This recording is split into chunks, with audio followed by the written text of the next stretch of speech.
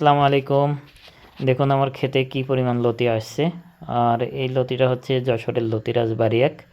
দেখুন আমাদের গাছে কি পরিমাণ ফলন আসছে এই শীতের পরে।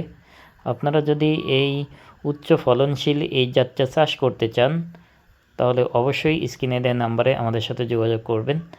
আর আপনারা যারা কচু আগে লাগাইছেন, যদি আপনাদের কোনো পরামর্শ প্রয়োজন হয় তাহলেও আপনারা স্ক্রিনে দেওয়া নাম্বারে যোগাযোগ করে আমাদের থেকে পরামর্শ নিতে পারবেন। আর আমাদের কাছে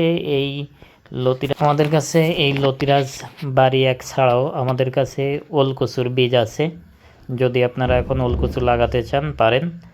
আর ওলকচুর পাশাপাশি আমাদের কাছে মুখী কচুর বীজ আছে, যেটা উচ্চ ফলনশীল মুখী কচু। তাই আপনারা যদি ওলকচু বা মুখী কচু এখন রোপণ করতে চান তাহলে পারবেন, কারণ এখন মুখী কচু বা ওলকচু রোপণের উপযুক্ত সময়।